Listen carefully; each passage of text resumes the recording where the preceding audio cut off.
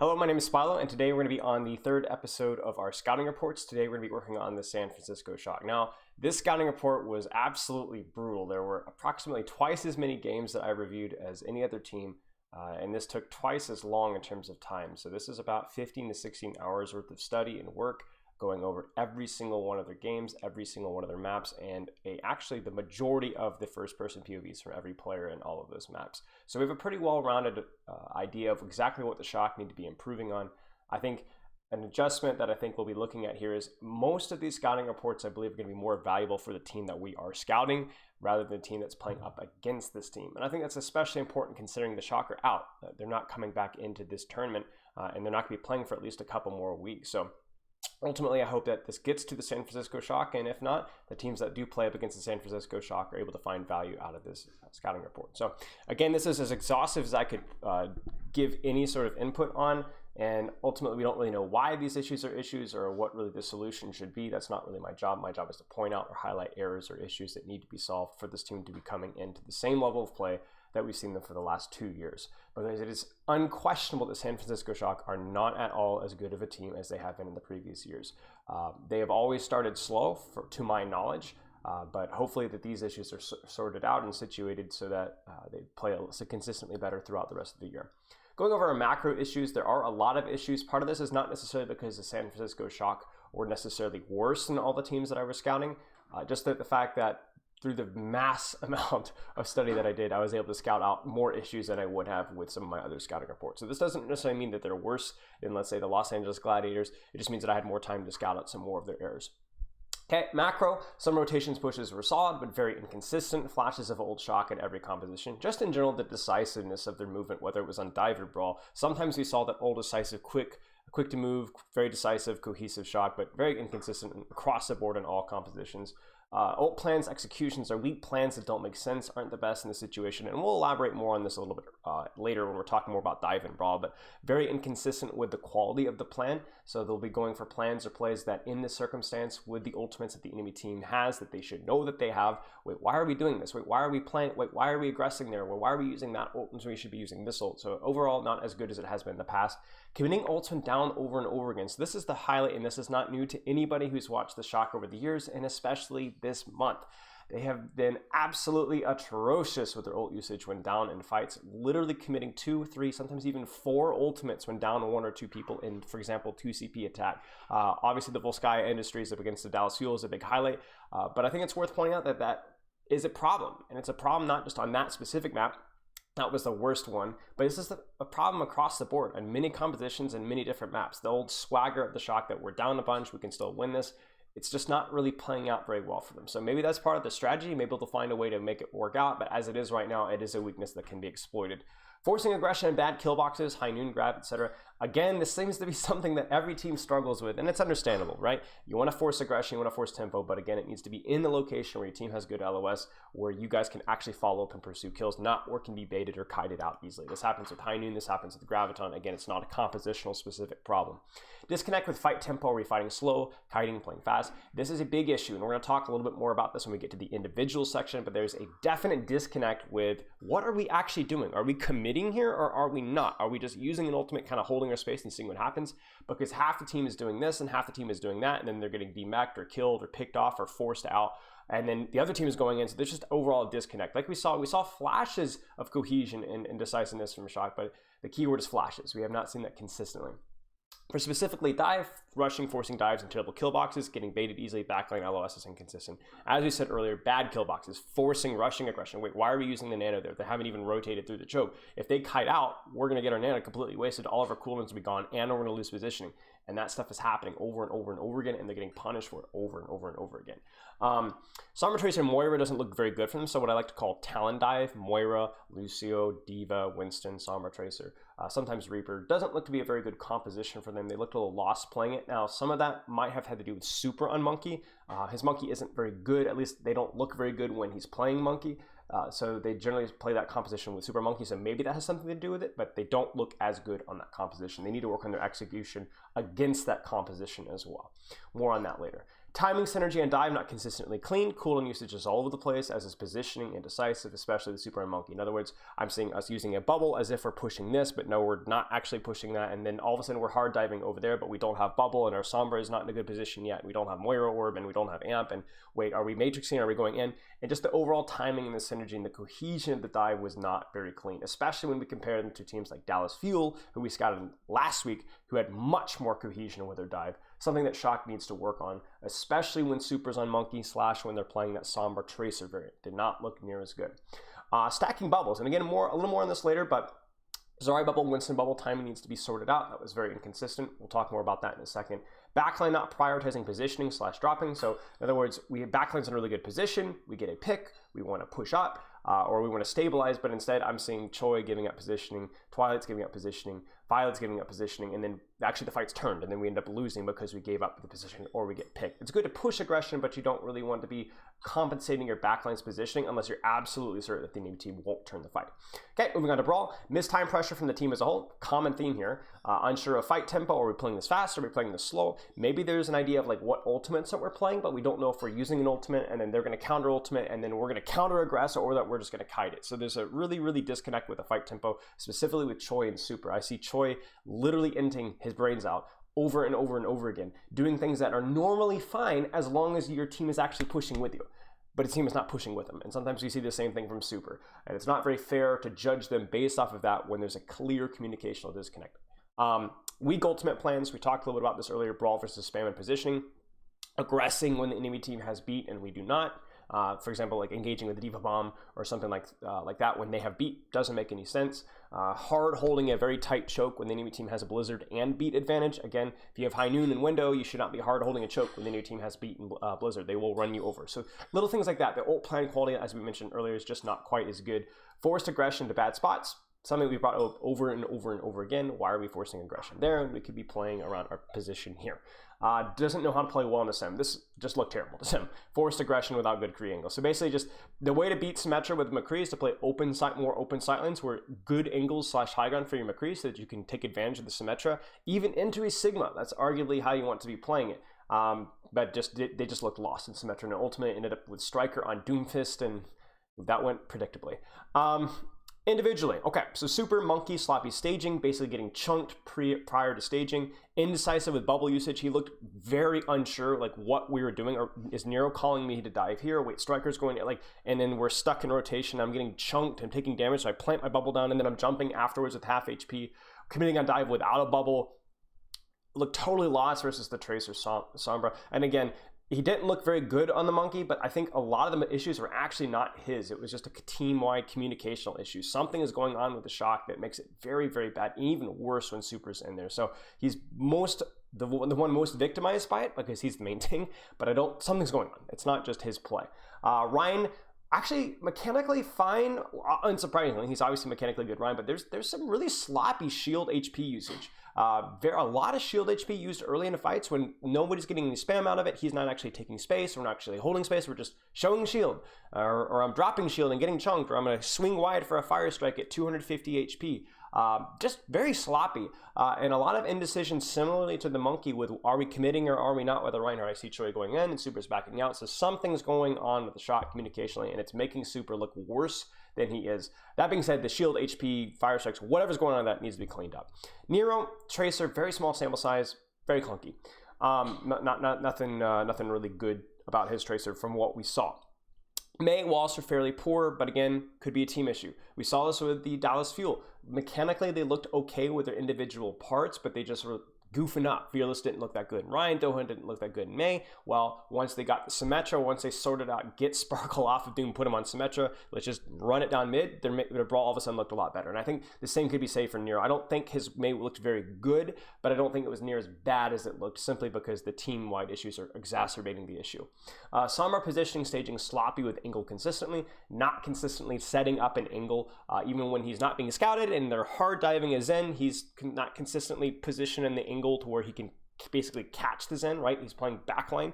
EMPs are often very forced as well. Just gonna rush it in EMP, even if it's only one person, and they're gonna easily counter hold it. So not very good with their EMPs either. Violet Moyer, Violent Moyer is actually one that I remember from the Reaper Doom meta and being surprised at how bad it is. And it is still not very good. It's a little better maybe, but cooldowns, dying with your cooldowns up, specifically your Fade and your Healer, was pretty sloppy. Resource management was shaky. A lot of spray used in situations where you're kind of just stabilizing. You can survive on your Lucio R. You don't really need to be utilizing your spray. And then we're diving in and we're just chunking a damage orb off in the distance. Or so orb usage just as part of the Moyer Lucio dive was not very good. Positioning on BAP was a little sloppy. His gunplay is very good. I forgot to actually put that down. His weapon play is very, very good. Probably the best that I've seen from our scouting. But again, waste shift a lot. That just seems to be a consistent theme for Batiste. The fight starts before any damage has been taken, before I'm under any threat. I'm just going to pop my shift, and it's only 75 healing for your entire team, and it's over in like 4 or 5 seconds. I do not like that Baptiste do that in Overwatch League. I wish they would stop. It's a very, very easy fix and exposes you a lot to mid-fight aggression, both you and your squishies. But yeah, the positioning is a little sloppy. Not always close to corners. Actually got picked a couple of times where he just did not need to be picked at all. Mccree Mechanics are solid, unsurprisingly. Ult usage very questionable, too aggro or wasted in lost fights. Very aggressive, undisciplined, doesn't listen. Yeah, basically he just does his thing. He's not a great listener. I'm seeing him just going in. Wait, what are we doing? Why are you over there? We're over here, and he's just going. He's chasing something over there, and he's just expecting to get peeled. So it's almost like the typical, it's like the Master Smurf in the Platinum game, like screaming for heals and screaming for resources and just not listening at all. So his Mccree is not a good team player, if that makes any sense. Not even, and ultimately, I don't think he's necessarily good enough to justify that. And I actually want to pause really quick and talk about the Mccree issue with the Shock, because that is a comp that like to play the Mccree Tracer, but the problem is that Violet isn't an amazing Mccree, and obviously the Shock don't have another Tracer that's as strong as Striker on Tracer, so that they have to put Striker on Tracer, and then who's playing Mccree? And I think that's a real issue with Shock. I'm curious to see why they haven't tried Tayo. I assume they have tried Tayo and it hasn't worked out. Tayo was well known as being arguably the best Western Mccree during last contender season, first season of 2020.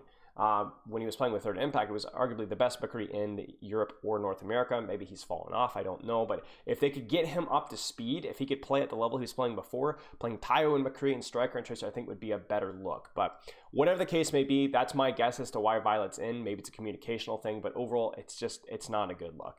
Ana, very small sample size, nothing special.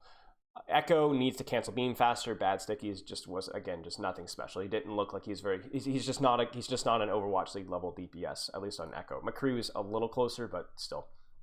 FD God. So Lucio beats or later wasted sometimes. In other words, okay, we need to beat now. It's okay to beat. It's mid-fight. They're committing ultimates here. There's nothing that you really need to be saving your beat for. It's not like an EMP or Dragon Blade. We need to be going in. They're committing their beat. Sometimes got chunked. Picked with positioning, obviously, everyone's been talking about that, but but overall, not near as much as folks think.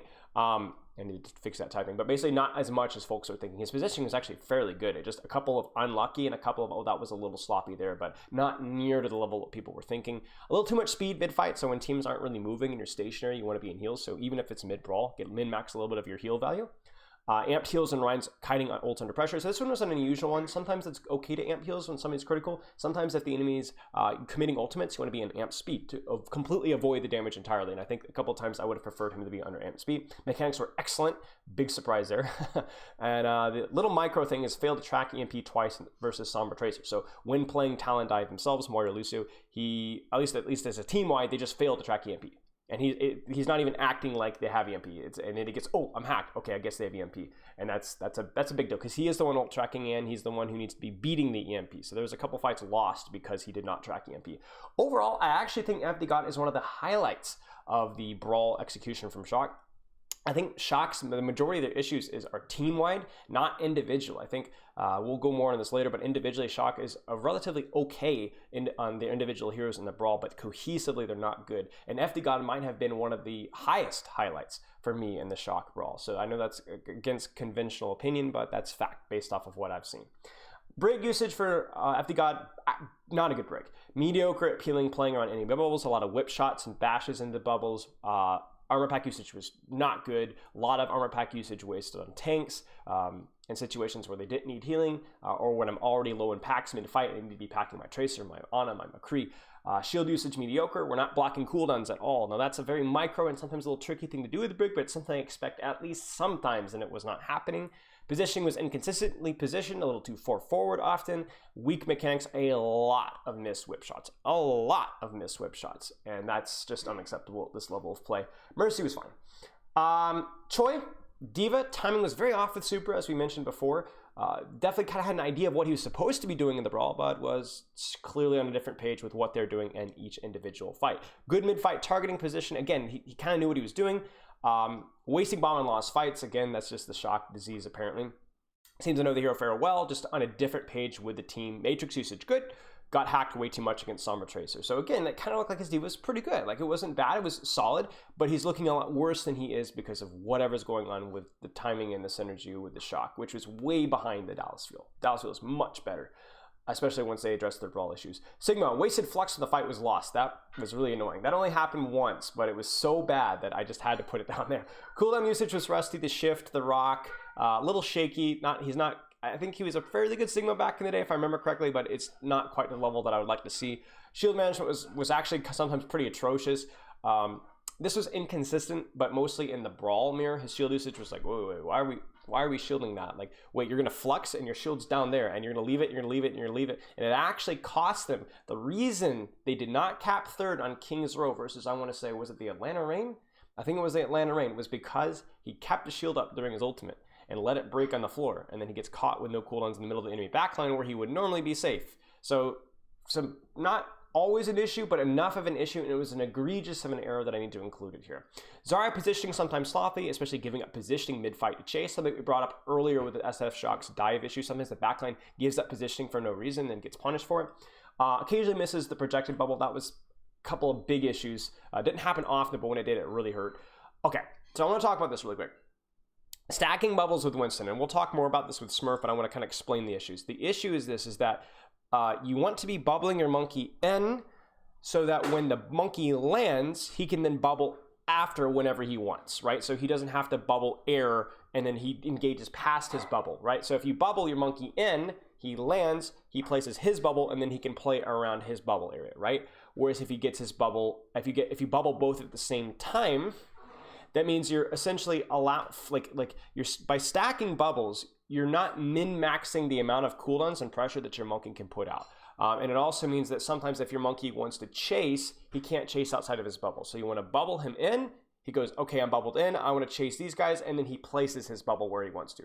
Whereas if you bubble both at the same time, then he has to chase outside of his bubble to continue to pursue. So basically the TLDR, I can't really visually explain it very well, is that you want to bubble first, and then let the Winston bubble afterwards. And what was happening is it looked as if Smurf wasn't expecting bubble. It looked like he's like, he doesn't trust Choi to actually bubble him at the right time, and he's scared he's gonna get whip shot or slept. So he bubbles his own Winston bubble early, and then he ends up leaving the Winston bubble behind, and now he has no bubble at all, because he's used both bubbles instantly. You wanna stagger the bubbles.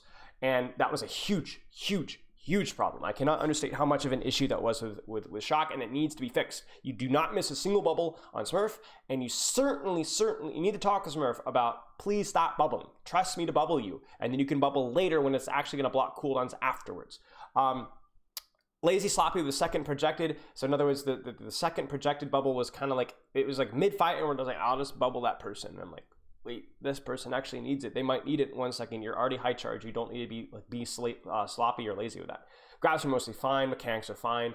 Weird kind of habit of tapping our primary fire between secondary. It's not a big error, but it's just kind of, it's not min-maxing the hero well. So in other words, you'd launch a right click and then tap, right click, tap, right click. It's like if we didn't have anything to immediately shoot, we just tap our primary fire. So a little bit of ammo conservation there.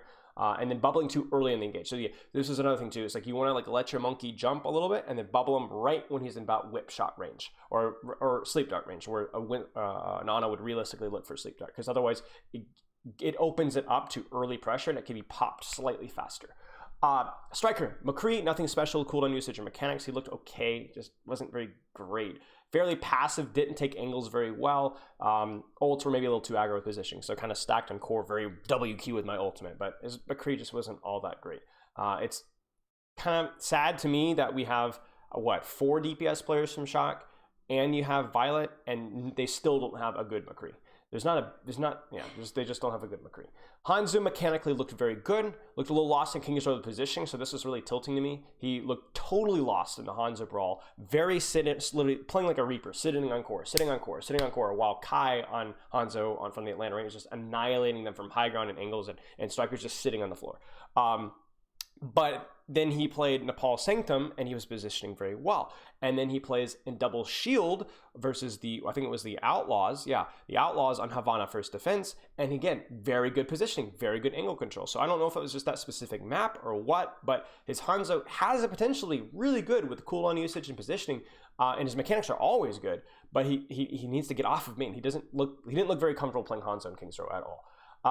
Tracer timing usually solid with Smurf, positioning mechanics holds good, solid play versus Talon Dive, needs to work on pulses into Diva Dive, so kind of seemed like he was used to playing into double bubble, kind of forgot about Diva Matrix sometimes, like, oh, I see a grab, I'm just going to chuck my pulse in, it's like, oh, they're going to Matrix it, they're going to eat your pulse, so you need to play around that a little better, but his Tracer was honestly very, very good, very, very good, very good, no real complaints for me. Glister, Widow, very small sample size, looked fine. Not a whole lot to say there. Mccree, very small sample size, did not impress, but again, small sample size, hard to say. Didn't look bad, didn't look good, kind of hard to say. Tracer, awful. Probably the worst DPS performance I have ever seen in an Overwatch League game was his performance versus the Outlaws on Dorado on Tracer. Was the worst performance I've ever seen from a DPS across the board at any point in time. If you don't believe me, check out the replay code. Does not play Tracer, and if he does, he looks incredibly rusty. He also looked bad in Gibraltar versus the Gladiators, so doesn't know the hero well mechanically, positionally, has poor game sense, just doesn't know what he's doing at all. That is a problem. I don't know what Glister's hero pool is, but I assume it's more point and shoot style, but yeah.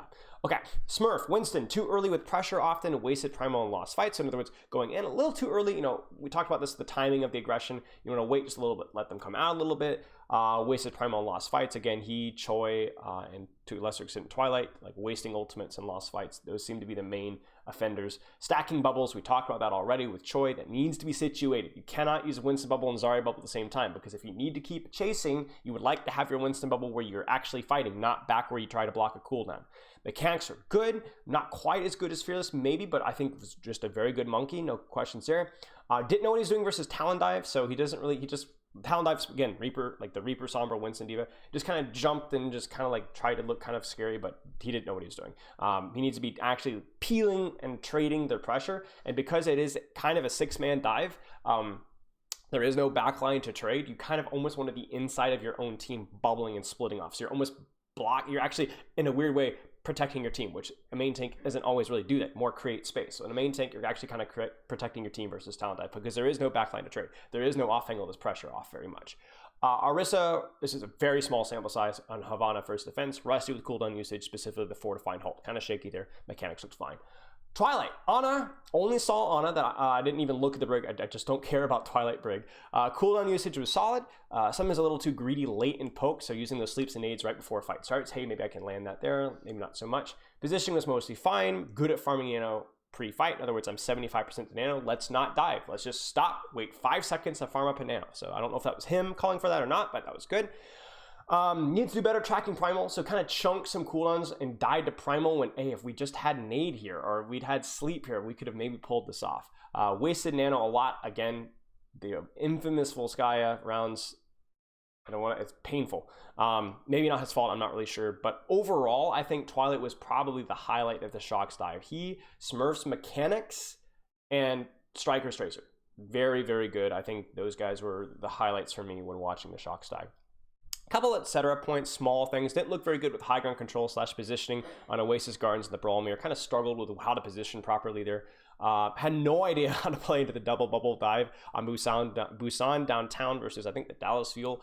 Gave up the entire map and went into the small mega room when you're playing Mccree and Bap and Mei against dive with literally no poke, no Ashe, no Zen, no nothing. You need to play open space, like punish those guys. You're playing a poke brawl. You have a lot of spam. You gave up the entire map, you get off angled, and you just lose. On the retakes look atrocious. They had no idea how to play. The no bait rotates, forcing ultimate, splitting early without actually rotating safely. and then the Moyer swap. And I'm just like, oh my gosh, these guys have no idea what they're doing at all. The Moyer swap, which implies that you're trying to fast rotate, but you're still playing the Mccree and the May, or the Mccree, which doesn't want to fast rotate. It was just a train wreck. So they had no idea what they're doing into double bubble and Busan Dutan. Also lost in Volsky's second attack with double bubble. Could not peel off enemy dive, and this is versus the Dallas Fuel. Could not peel off the enemy dive. Did not try any new rotates. They did not try the left rotate where you go closer away from the ocean side and you go towards the left. You can use your monkey bubble. You can even rotate a 6. And you make that rotate. You get some high ground control, get some map control. Instead, they rotated a high ground, split people off of main, got picked over and over and over again, did not try anything new with their attack, made the back left corner, bubble your monkey in, and waste ultimates over and over and over and over again. So not very impressive. So overall, again, not trying to demean or like trash talk any player or coach, or certainly not the team as a whole. Just some questions about what they need to be doing better, and I hope that I answered some of those. And again, if you guys have any questions, you can hop in my Discord and just ask them. And I hope you guys find this educational. Spy well.